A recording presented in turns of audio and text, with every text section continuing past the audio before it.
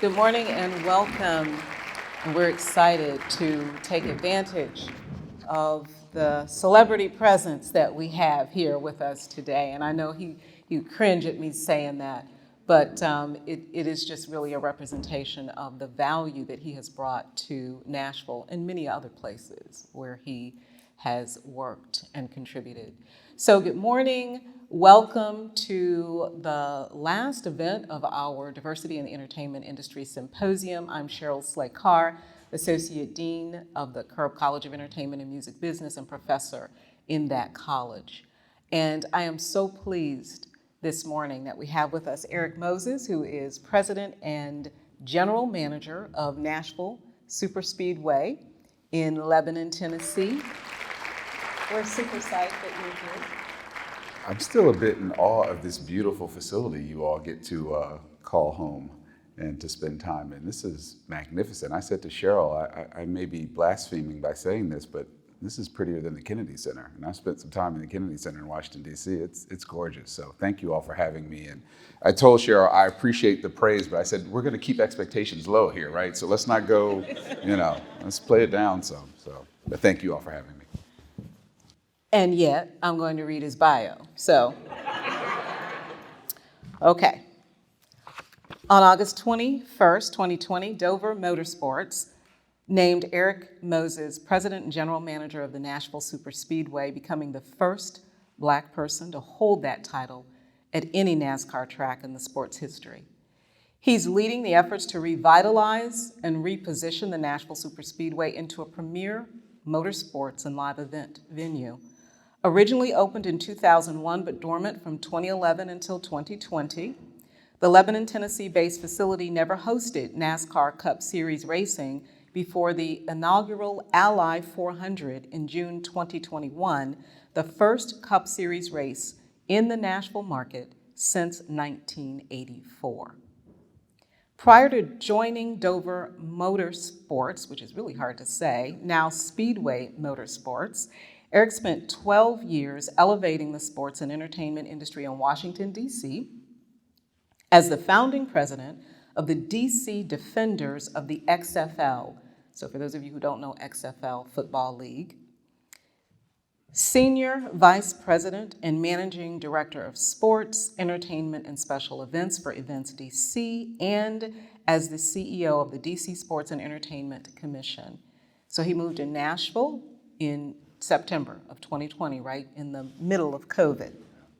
He currently serves on the board of directors for the Nashville Sports Council, the DC Jazz Festival, the Military Bowl Foundation, is a member of the NASCAR Industry Diversity Council, Leadership Middle Tennessee, the Rotary Club of Nashville, and serves on the Board of Trustees of Cumberland University.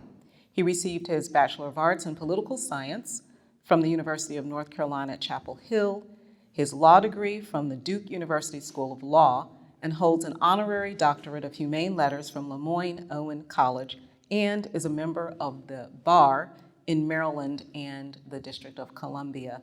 Again, welcome, Erik Moses. That always makes me uncomfortable to hear my own bio, because really all that means is that I'm old. I've been doing a lot of things, but thank you, and thank you all for listening to that too long soliloquy about my background. So let's just jump right in. You've been in Nashville for 2 years now, coming from Washington, D.C. How are you finding Nashville? I love Nashville. As you know from our previous conversations, I consider myself a son of the South. I was born in North Carolina. Both my parents are from Greensboro, North Carolina.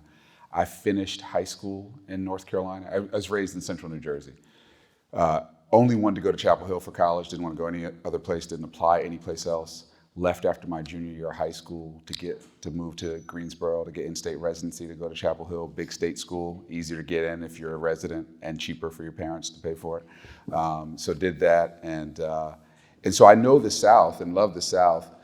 I didn't know what to expect in Nashville. I had been here 4 or 5 times before I moved here. Always liked it. Good food, good music, creative economy, lots going on here. But I have found the place to be not only friendly, but welcoming. And there's a difference, right? Friendly is people say, hey, they're kind in their words. Welcoming is They invite you in, they want to do business with you, they return your phone calls, they want to include you in things, which is, why I'm thankful to you all, to Dr. Jones and the rest of the administration here for allowing this conversation as part of a larger conversation, because the inclusiveness, the welcoming part is the part that matters most. And so I love Nashville. Is there anything that you are pleasantly surprised by in terms of living in Nashville? Yeah, I thought it was going to be, as a southern town that's not quite as big or as, I don't want to say sophisticated, but I'll say that, you all will excuse me, sophisticated as, say, Atlanta or Charlotte or some others that are thought of as part of kind of the New South. I expected the place to be much more provincial. I expected business leaders to think, oh, we don't know you, we don't know your parents, we don't know your family, we're not familiar with you, and so we'll keep our distance. That has not been my experience. What I find here, and I've had this discussion with others, is that Nashville seems to be, at least from a business standpoint, a place where if you can contribute something, if you're bringing ideas, creativity, business opportunities, et cetera, you will be welcomed into this place. And that's not the case everywhere. And so I've benefited from that directly, I think, as has my team. And I love that part about it. And that was a bit surprising, but very pleasantly surprising. So it's been welcoming, it's a good place to contribute if you have something to contribute, and then make that contribution. So different from DC, you're from New Jersey. How have the places that you've been in shaped who you are and influenced who you are, like particularly your hometown? That's an interesting question. So the one thing that has been a challenge about living in Nashville is it's the first time I've ever lived outside of the Eastern time zone. And so the East Coast bias is real, and it's about time, right? So when I first got here, I had to, I missed quite a few meetings because everybody thinks in East Coast time, at least in my experience, and not Central time. So that's been a bit of an adjustment. Look, I enjoyed growing up in the Northeast. I never wanted to move back there. I grew up near Rutgers University, if you all have heard of Rutgers, right in central New Jersey, about equidistant from Philadelphia and New York. I liked being shaped by maybe a slightly more suspicious and a little more grittier kind of philosophy on life that you get when you grow up in the Northeast. But my heart really is in the South. And so having made that transition to North Carolina and spent 8 years there, and then going to DC, which is essentially a big Southern town. It likes to think of itself as much more cosmopolitan than that. And it is international, and it's the home of our federal government and all of that, but it is more Southern, I think, than people think.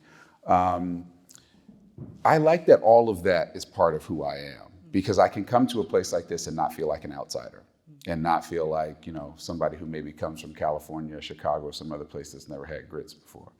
I can come here and be offended when I go to Bricktops and they don't have sweet tea. They want to bring me simple syrup to put in my tea. I'm going, this is the South, right? Aren't I supposed to be able to get sweet tea everywhere I go here? That's why I'm here. So I enjoy that part of it. But I think it benefits us, and especially for young people, it benefits you to be exposed to as much as you can be exposed to, right? In as many areas as possible. I was never the kind of person who thought, I'm only going to live in this particular area. I'm only going to plan to be here. I wanted to set my life up in such a way that I pursued the right opportunities for me, especially professionally, wherever that might take me. As much as I love Chapel Hill and North Carolina, I went 8 miles down the road to law school to our arch rival, to Duke, because it had more of a national reputation. And not knowing what I was going to do after law school, I wanted to be able to show up anywhere in this country and my degree speak for itself, and not be kind of viewed as, oh, okay, you went to Chapel Hill for law school, that's kind of a regional law school or what have you. And so I enjoyed this road and being shaped by the Northeast, Mid-Atlantic, and the South. I don't love sweet tea, but I'm not holding that against Nashville or the South. It's still a cool place to live. So you talk about being sort of shaped by this orientation to like a grittier maybe persona that you would encounter in the Northeast. Now, so I can say this because I'm also a lawyer, But did that have anything to do with shaping your dreams to want to be a lawyer? No, I'm a pretty practical person. My biological father is a lawyer. I can further explain the North Carolina fascination. My grandmother's brother integrated the University of North Carolina in the 1950s at the law school. He was one of the first two black men to ever go to school in Chapel Hill after a very extended court battle. And so my family has a special connection to that university. He went to law school there. A brother of his went to law school there. My father went to law school there. And so I knew kind of the legal genes were in the family. I'm a real practical person. And so with my juvenile kind of 12-year-old mind, I'm thinking, okay, what are you good at? You're fairly articulate. You can make some persuasive arguments in writing and verbally. What does that align with in terms of a vocation? And I started thinking about the law. There's obviously people in the family I could talk to.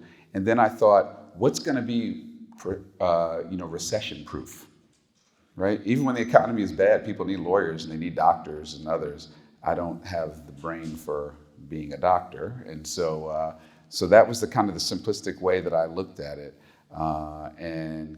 but decided very early on. I mean, in seventh grade, I knew I was moving to North Carolina to do the whole in-state residency thing. I'd go to undergrad there, and I'd go to law school at a more prestigious school, and then I'd start my legal career. And so that was as much as I thought about it. It had nothing to do with really how I grew up. Had everything to do with what I had seen, which is why it's so important, again, to do things like this, because seeing people in places and spaces that you don't expect to see them in is important for those of you who might find some inspiration from that. And that's one of the things I enjoy about doing these kinds of things. If you can't see it, it's hard to be it, right? So we do have a number of students who are interested in being entertainment lawyers. Show of hands, law or entertainment law in particular, either one, some out there. So can you maybe talk a little bit about what your vision was for practicing law and how that evolved?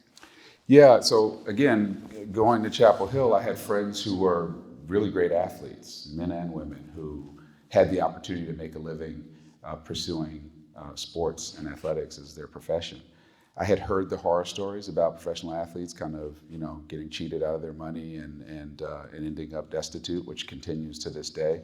I wanted to protect those people. I wanted to protect my friends and make certain that they got great advice and that they took advantage of the very short window of opportunity to use your very unique skills to make outsized, financial gains and sometimes generational wealth.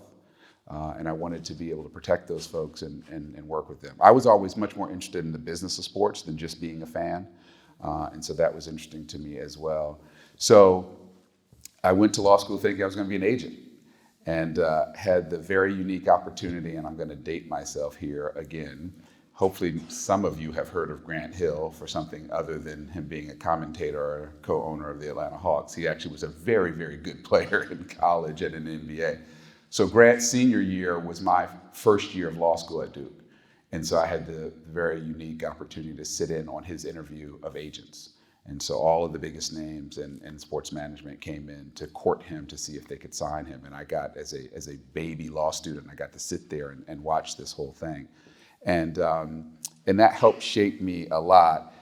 Grant is a unique figure. He didn't even need an agent in order to pursue what he wanted to pursue. But it became pretty clear to me that I didn't want to chase 20 and 21-year-old kids around the country to sign with me so I could pay back my law school loans. So I decided to pursue kind of entertainment more broadly and started my career working for a communications law firm in Washington, D.C., where, as a baby lawyer, I bought and sold TV and radio stations after the 1996 Telecom Act was passed. It was a circuitous way to get to where I am now, but it was a way to get into entertainment more broadly defined. And sports is just a part of entertainment. It's just a vertical within entertainment broadly. And so that's what I wanted to do. I think entertainment law can be really interesting, can be really broad, but mine came from wanting to serve and protect people who I thought had unique opportunities professionally and to make certain they weren't taken advantage of. So you kind of answered my next question, which was going to be how practicing law really prepared you to do what you're doing now. And you've spoken to that.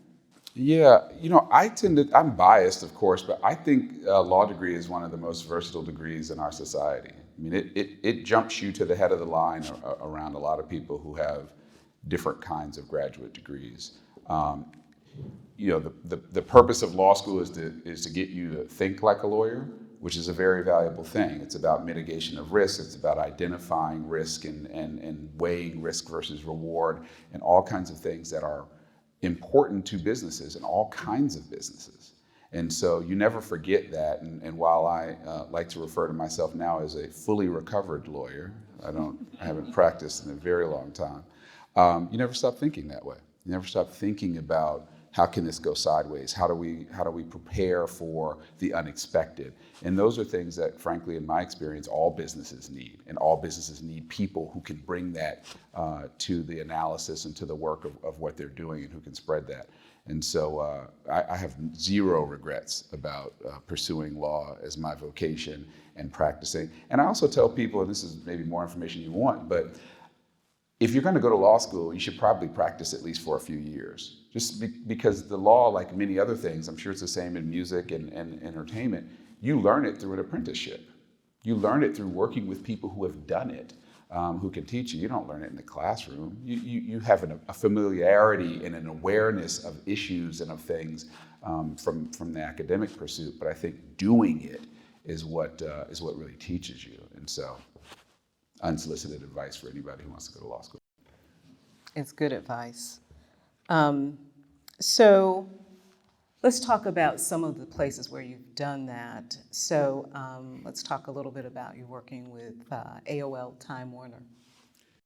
Yeah, again, feel like a dinosaur talking about AOL. Does anybody in here even know what AOL was? They're kind of like, what is that?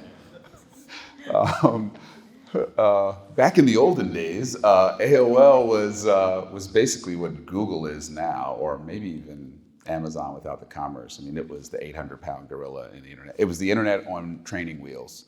That's how most of us first discovered the internet, started using email and instant messenger and things like that you all take for granted now. AOL was great because it allowed me the opportunity to do what so many transactional lawyers want to do, which is to get closer to the transaction. And so instead of letting really smart people like you guys decide who you're going to partner with, on what terms, what that value exchange looks like, and then come to me and go, okay, now paper this, turn this into a contract that protects us or what have you. I wanted to be at the table, deciding those things with my colleagues. And so after 3 years of working on the legal side with all kinds of really cool technological innovations and services, I moved over to the business side, which felt more at home. I felt like I was being limited less in terms of what I could contribute to the company by being on the business side rather than just being an attorney. I'm thankful to that. I tell people I got my unofficial MBA at AOL, and they paid me. I didn't have to pay them in order to get it. So it was a great experience. And so moving from that, though you've had any number of positions, to being the president of the DC Defenders in the XFL, how'd that happen? I got recruited for that job.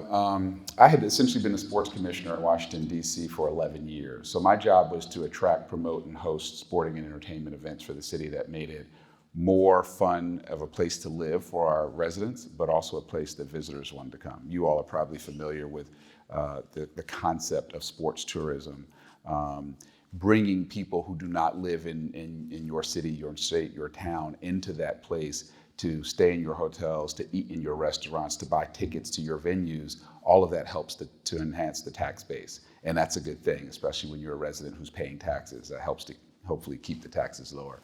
And so that was my job. And we ran multiple venues in the nation's capital. I interacted with all of the professional and college teams there. And that was great. And so I was doing that. And we got an RFP from the XFL, which is a spring football league. It originally started back in 2000 or 2001 by Vince McMahon, who founded the WWE, World Wrestling Entertainment. And it didn't work the first time. It was a very big deal, but they were trying to bring kind of the drama of wrestling to football, and that didn't work for football fans. Football fans thought, this is hokey, we don't like this. Came back 20 years later and decided, no, we're not going to do that. What we're going to do is be very serious about the football, but we're going to tweak the football in ways that make it more entertaining and faster, because we have shorter attention spans now as a society than we used to have. So how do we get the games to move faster? How do we improve the rules in such a way that it makes the game safer as well for the players? Because we're all aware of, how dangerous a sport football is. And we were able to do that. The other thing I should say is that while I am now a NASCAR fan and I promote NASCAR wherever I go, football is America's favorite sport by far. I mean, by far. It's NFL, college football, and everything else. And so the business plan about spring football, professional football, is to give people the thing they love the most, football, at a time when there is no football to consume, right? A week after the Super Bowl ended through the end of April, right? And so I still think the business plan works. Fox launched the USFL last year. They played all their games down in Birmingham. They had 8 teams. The XFL is allegedly coming back next year in 2023. You will probably see a successful spring football league. So they needed somebody to help start that team. I knew DC inside and out. I had negotiated with the soccer team, who were my tenants at the RFK Stadium, and had built a new soccer-specific stadium. We were going to play our games there, and so it was a dream job. It was a dream job. It got me to the team side of things. And I'm somebody who in my career has gone in and built things, repositioned things, kind of turned things around. And so starting a league and a team from scratch was really cool. So then NASCAR comes calling at some point, and you decide to give that a try, or to walk down that road. And very different sport. What made you say yes? So my first NASCAR experience was October of 2019 in Dover, Delaware, at our sister track, Dover Motor Speedway. We were preparing to launch the XFL in February of 20. So this is a few months before that. I had always heard that NASCAR was great at sponsor activation and fan engagement. And so we're starting a new league. I went to steal good ideas. I went to go figure out, what are they doing that we can replicate as we get this team and this league off the ground? And so I went, and I will tell you, and we've had this conversation, what I experienced there, from the fan zone to the pits, was an audience and a group of people that was browner, younger, and more female than I expected it to be. Now, my expectations were very low, but it still exceeded my expectations. And so, and all of the things that I went there to find out, I saw in terms of the sponsor activation, the fan engagement, and things that people were doing. And so, I was kind of impressed with it. COVID came in and decided there would be no XFL and many other things, and so the league shut down. I had started working at a friend's law firm and started my own consulting firm, and was trying to figure out, okay, if the world returns to normal, what will I do and what will I want to do in it? And got a phone call from a gentleman who sits on the military board with me, who is my colleague that runs Dover Motor Speedway. And he sent me an email and he said, "Eric, I'm trying to find you. If this is you, please, call me. I've got a crazy idea I want to share with you." I call him. He says, "Don't say anything. Let me tell you this idea. Don't say anything until I'm finished." Okay. And he tells me about how they own this track outside of Nashville that had been closed for 10 years. It was originally built and opened in 2001 to host the Cup Series, which, if you don't know NASCAR, the Cup Series is the highest level of competition. Think of it like Major League Baseball. The Xfinity Series is like AAA baseball, and the Truck Series is like AA baseball. So it's kind of the highest level. And he said, we closed it for 10 years, sold off half the land, but we finally got a deal with NASCAR to bring a Cup Series race to the track, and we need to reopen it for a Cup race in June of 21. And this is June of 20 that we're having this conversation. And he said, I want to talk to you about that. And so that started kind of what I call a 6 or 8 week courtship, where he told me about the NASCAR ecosystem and how that worked, and things that I didn't kind of naturally know. I shared more about my background of running buildings and venues and building teams and repositioning brands and doing things of that nature. And I was going on a 2-week vacation, and the first stop was Nashville, because my wife's brother was at Vanderbilt doing his residency. And so we came to Nashville. I met with Mike at the track and got a chance to drive the track, which was kind of cool, and talk about those things and see Nashville again. And by the end of my vacation, we had kind of worked out a deal. And I thought it was a fantastic opportunity. One, it was the middle of COVID, so who knew what was going to happen with sports, right? All of my friends who were the presidents of the other 7 teams in the XFL, none of them had jobs, especially not in sports. And so I get this unique opportunity to work in NASCAR, which is a big time sport, doing something that's very different, bringing back a place that had been closed for 10 years, being able to infuse it with the things that I think are important for a business to be successful in a town that I knew had the energy and the momentum that you need, and the connection, the historical connection to the sport, where what we were doing was going to be appreciated by the people who live in and around this place. It's kind of a no-brainer. So for those of us who've never gone to a NASCAR event, I'd be one of them. There's nobody like that in here, is there? All big NASCAR fans. Can you maybe just kind of set the scene for us? What would we encounter on a game day? Can we call it a game day? Let's call it a race day. A race day. Race day. So much. So our campus, if you will, is about 700 acres. And I never thought that 700 acres could seem small until we had our first race weekend. And you have 1,100 RV campers parked all around. And people literally come in on a Wednesday and stay till Monday and make your track their home. It was, the place turns into a little city. I'd go out on my golf cart every morning to check on things and see how people are doing and talk to our fans. And I'd see the same folks, like couples, walking around our rim road outside the track for their morning walk, because this is the place where they were living for 3 or 4 days. It's just a very unique thing. I've been involved in a lot of sports, and I tell people, for a while, I couldn't explain what was different about NASCAR and motorsports. Like, I didn't have the language to describe to people, but I kept saying there's something different here. Every sport has its ardent fans and all of that. NASCAR really is a way of life for people. It's a way of life, and you feel it, and I love that. And so it's a lot to see and experience. There's nothing like that roar and rumble that you get at a motorsports event, where you can feel it in your chest, the cars going around. There is a debate in some quarters about whether or not NASCAR drivers are athletes. I have to tell you, don't fall for that trap. They are very much athletes. These men and women lose 10, 15 pounds during a race out of sheer water weight because they're in a car in extreme temperatures. It looks like all they're doing is driving fast and turning left. It is so much more than that. And the best way for you to appreciate that, and I invite you all to do this, is to come to the track for one of our racing experiences. You do the NASCAR racing experience and get in the car. You can drive or you can ride with a professional driver. Doing 150 miles an hour on a bank track, it'll change your life.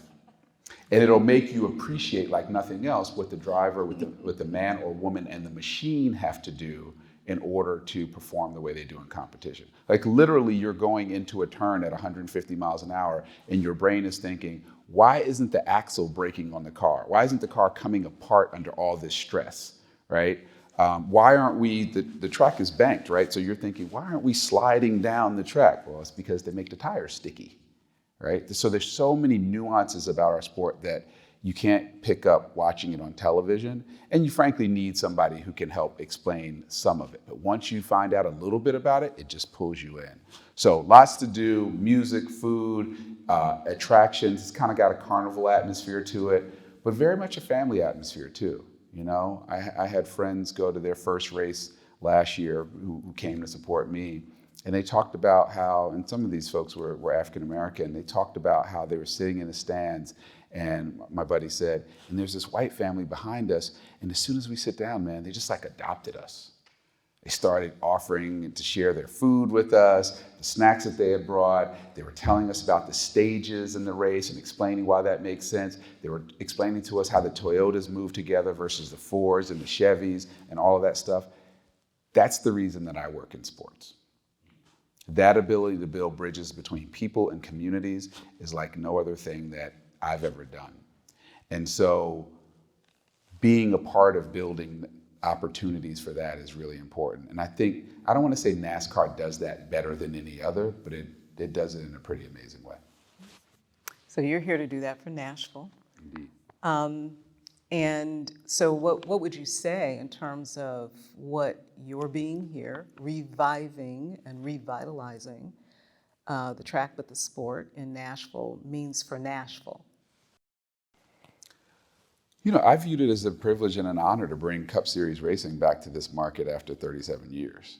I mean, it seems silly that it would be gone that long, given the rich tradition and history of motorsports and stock car racing in Tennessee and in Nashville specifically. I mean, they started running at the Fairground Speedway in the 50s. And so that was a big deal. And I felt a lot of pride, as did my team, about our ability to help bring that back. I go places, and I'm not trying to be immodest by saying this, but I go to places all around the country and all around Tennessee, and people, NASCAR fans, thank me and the team for bringing NASCAR back to Nashville. That's like it's a big deal. It makes you feel like your time was well spent and that people appreciate what you're doing. Because it wasn't easy, but it was fun and people appreciate it. So, you know, I think Nashville needed NASCAR back here. Our company, Speedway Motorsports, is working now to bring the Fairground Speedway back. So we'd have two tracks in the same market. And then, of course, we own Bristol as well. And so this whole state would be a Speedway Motorsports kind of state. I have a presentation I do that's called Music City to Motorsports City, because NASCAR came here in 2019. They moved their Champions Week celebration, which is our end of the year celebration of the season just ended, moved it from Las Vegas to Nashville in 2019. Then had the negotiations with Dover about reopening the track and bringing a Cup Series race here. We do our race in 2021. Tony Stewart, a retired NASCAR driver, does the SRX races down at the fairgrounds that sells out. A month later, a month after that, you've got the Music City Grand Prix, right? So you're seeing this resurgence in motorsports in this town at a time that this whole city and region is growing and has all this energy and momentum or what have you. And it doesn't look like it's gonna stop. And so I know I talked to the folks at IndyCar, and they love the Music City Grand Prix. NASCAR is bringing Champions Week back for the third consecutive year here to Nashville. Says a lot about our town and the value of it in this sport and others. And so I think what we're doing is helping to make Nashville a place that people want to continue to come to. At least I hope. Yeah, it's great. I'm looking forward to coming out to the track and having my first race day experience. Well, you know a guy now, so you can do that. Expecting some good seats or whatever the good Only place the is to be. Only the best for you. Only the best. So we're here on campus during Diversity Week, part of our Diversity Symposium. You are the first Black NASCAR track president ever. So let's talk a little bit about that. Okay. What that means for you, what that means for NASCAR. Humbly, I think it means more for them than it means for me. This sport has a reputation that isn't all positive as it relates to its openness to, I will say, underrepresented communities. The first conversation I had about taking this job with someone from NASCAR was with our president, and it was before I had even signed my contract, and he called me on my cell phone, the president of NASCAR, Steve Phelps. And we talked for 45 minutes, and he talked to me about how they had recently outlawed the Confederate flag at all NASCAR tracks, whether they owned them or whether they were owned by companies like ours. He talked about what had happened with Bubba Wallace at Talladega and the show of support that his colleagues and competitors exhibited down there. I had some hesitation, right? I had some questions about how I was going to be accepted in this sport by its fan base and by, frankly, my colleagues. And he helped to allay those fears. He said, we knew that we might lose some fans by banning the Confederate flag because, like it or not, it was part of the history of the sport. I mean, they used to use there was a race called the Dixie 500 or something like that, and there was more Confederate flags than you could shake a stick at that one, and at many others. And he said, but we're okay with that because we're moving in a different direction and we've got to be on the right side of history with this thing. So that made me feel a lot more comfortable about the direction that the sport was going in. And I felt like I would be accepted by my peers in the sport. And again, I thought Nashville was a fairly, progressive doesn't sound like the right word to use, but for lack of a better term, a progressive place. I thought I would be okay. But you don't know until you know. I have my friends laughing about the first year we did our race in 21. And again, people will see me at a distance and go, Mr. Moses, and I had made a decision on the business side to not permit people to bring coolers into our race. That's a big tradition in NASCAR. You bring your own cooler, you put your own beer in there, as many fried chicken and bologna sandwiches as you want or whatever, that goes back to the beginning of the sport. And I decided, for a number of reasons, security reasons, COVID reasons, some financial reasons, not to allow that tradition at our track when we reopened in 21. And so suffice it to say, there was a lot of strong feelings about that in our fan base. And so I was nervous when people would approach me at the track because I didn't know whether they were well-intended or not. And because people feel very strongly about the traditions in this sport. Without question and without fail, every single incident, every single interaction with a fan that I've had has been positive. Every single one, and there have been scores and scores and scores of them in 2 years. Whether that was at our track, whether it's at the fairgrounds, whether it's at the Music City Grand Prix, whether it's at Daytona or Charlotte or any other track I've been to. Always positive interactions. Even with the people who say, you should allow us to have coolers, and then I explain to them why we made the decision we made, and they go, oh, okay. So there has been some hesitation, but and I said this to you, I don't have a Jackie Robinson story to tell. That's not my testimony.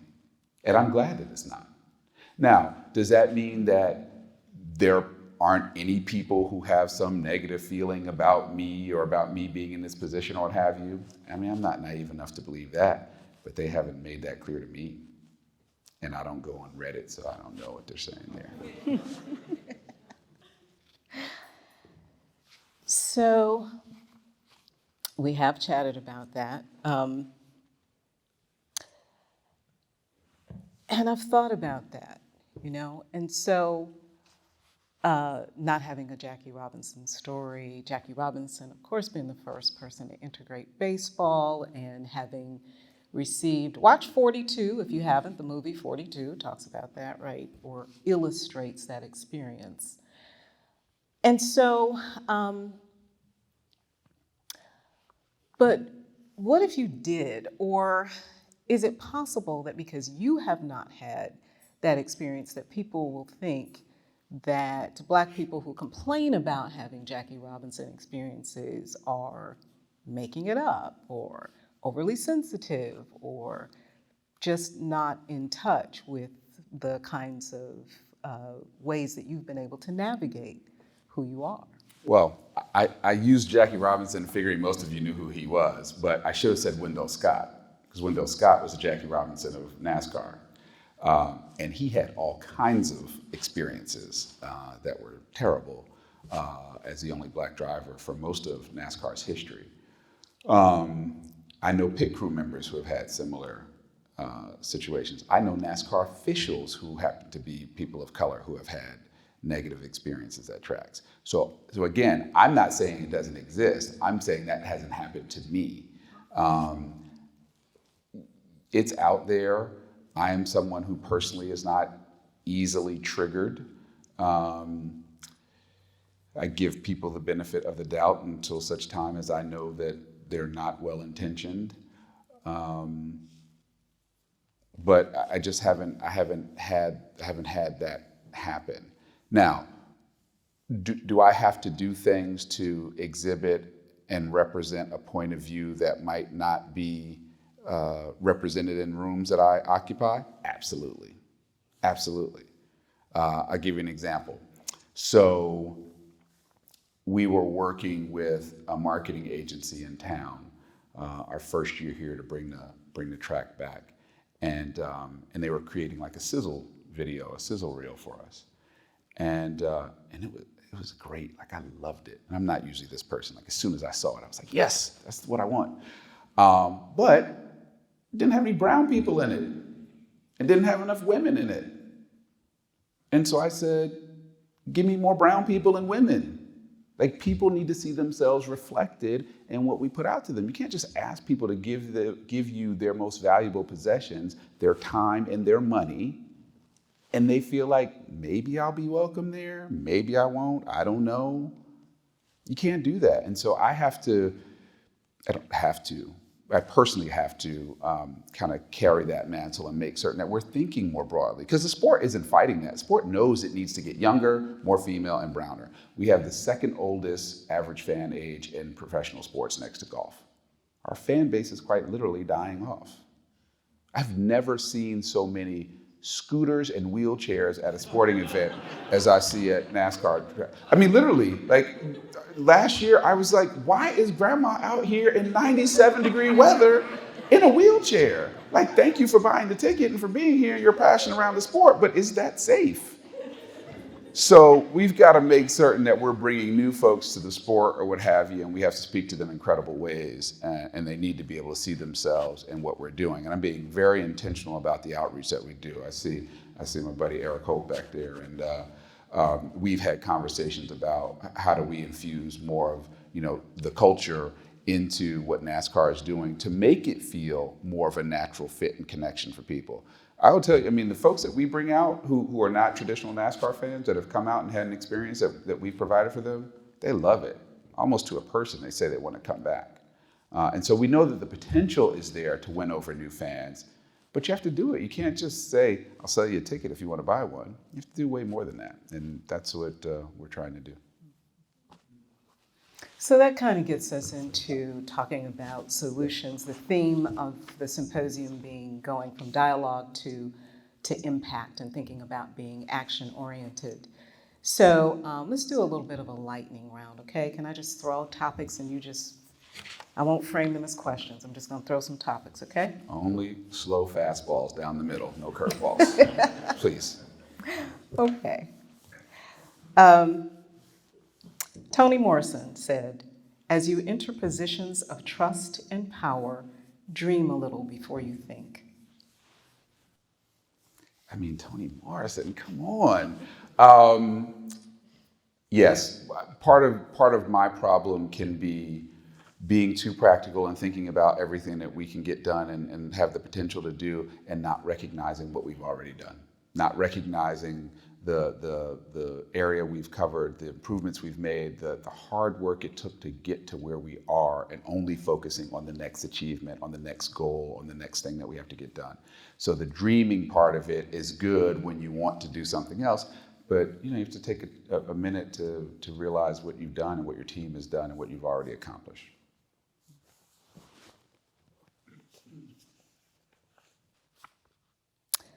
2020 racial unrest after George Floyd's murder. In many ways, it was I'm sorry, I can't figure out how to use this microphone. It was the racial reckoning that our country needed. And combined with COVID, literally the world stopped. So it gave most of us, even people of conscience who are somewhat aware of these issues, but had not had the time, the headspace to focus on them, you could focus because you weren't going to work. You weren't doing all the things you're accustomed to doing. The world slowed down. And I think we all got a chance to kind of reflect on many things. And we're seeing that in kind of the Great Resignation. We're seeing that in many areas of our society where people have had that time for reflection and are making different decisions about how they want to live their life. So I think a lot of good has come out of it. I have a saying that progress is not made without there being some blood spilled. I wish that weren't the case, but I think you can probably see that in human history. and the kind of progress we're talking about. I hated that his blood had to be spilled in order for us to do this, but without it, I'm not certain we would be where we are, where we'd be having these kinds of conversations out in the open amongst larger groups and people being willing to come and say, I don't know everything, and maybe I've got a blind spot on this. And if you're willing to educate me or have a conversation, a real conversation with me about this, I'm willing to hear it out and hopefully learn and contribute and establish a dialogue. We don't get anywhere without doing that. And I think we unfortunately needed something as big and serious and something you could not turn away from in order to spark that. Systemic racism in sports. Systemic racism in society. I mean, sports is just part of society. And so it's no different. I think it can feel sharper because in many sports, the athletes and the people or the entertainers or what have you are people of color. And then when you see the disconnect between ownership, management, coaching, et cetera, it draws that out.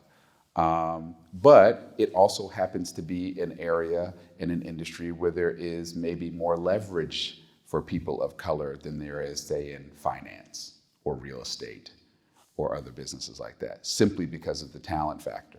I mean, looking at what somebody like LeBron James has been able to do as a business person, I mean, I tell people all the time, like, if you have something negative to say about LeBron James, be ready to fight. Because this guy is essentially Michael Jordan and Magic Johnson at the same time. And I say Magic Johnson, not in the way he played, although he's like him in that way too, but in being the business mogul that Magic became after he left the NBA. This guy's doing that. He's a billionaire while he's playing. And it's not just from the money he's made, and he's made a lot playing in the NBA, it's from all the various businesses he have. What did he also do with that? He brought his friends from Akron, Ohio, who played high school basketball with him. Maybe one of them or two of them went to college. I'm not certain that any of them did. And they are running multi-million-dollar businesses. Why? Because he said, I understand the power of my brand. I understand the leverage that I have. I will get experts to help me to do this stuff. And then you know what you're going to do, expert? You're going to teach my friends how to do that job. And then we're going to open up one of the most successful sports agencies in the world. Then we're going to open up our own film studio. That's unbelievable to be able to see that. And this is for a young man who has had more pressure on him to be the savior of the NBA than anyone. I mean, we've been tracking this kid since he was 14 years old. And not to mention the stuff he's done I'm sorry to go on a tangent here, but, you know, sending hundreds of kids to school for free, opening up his own charter school. He's an unbelievable person. And he is someone that we should look at to figure out you talk about moving from rhetoric to action. That guy is putting his money where his mouth is and has taken the action. And we can't all do that at that level, but we can all do something. And so I take a lot of inspiration from what he and his team have done. So you just teed up my last question, which in thinking about what we can all do, a couple of recommendations from you for what we can all do, as well as what is NASCAR doing to address racial injustice, inequity, diversity, and inclusion? Well, NASCAR's effort starts with the Diversity and Inclusion Council that I sit on. We have representation from our sponsors like Coca-Cola and our OEMs, Toyota, Chevrolet, Ford, Fox, NBC. Everyone involved in our sport has a representative on that group because we know we have a lot to learn. And there are other industries and other businesses that have been doing this longer that we can learn from. So the conversation starts first. The gentleman who runs DE&I for NASCAR is from Nashville. They're doing a great job there. We have a Drive for Diversity program that if anybody's interested in working in NASCAR, take a look at that. It not only can get you behind the wheel, but also in the pit crew or an internship with NASCAR. So I think the company and the sport is aware of its deficiencies and aware of the opportunities that there are if we can expand our audience base and doing a pretty good job, I think, of that. Individually, when I got here, this is another reason I was kind of surprised at Nashville. So I got here and was immediately invited to join a race and social justice group, a very mixed and diverse group of people and business people in Nashville that had some very frank discussions around those issues. And it grew out of the, excuse me, the George Floyd thing. And I got invited to be a part of that, and it was great, and I've made some great friends in that group. There's another group called The Table that is very similar, bringing folks together to pursue improved opportunities, professional opportunities for people of color here. And there's been a lot of conversation around that. Look for something to get involved. Look for a way to be an ally, a sponsor, to educate yourself about things. A lot of this just starts with conversation. We all have blind spots. It starts with honest and candid conversation about things that oftentimes make us uncomfortable. I've had some interesting debates with people I respect and love that maybe feel differently about things, and an honest exchange of ideas, I find, tends to get us closer to common ground than we may think or expect to have happen. There are lots of organizations probably on this campus and in this city that are doing really good work. Find one that aligns with your values and goals, your time commitment, et cetera, and get involved. Well, we thank you for that, Erik, and we thank you for your time, and let's give him a warm Belmont thank you. Erik Moses, Nashville Super Speedway. Thank you.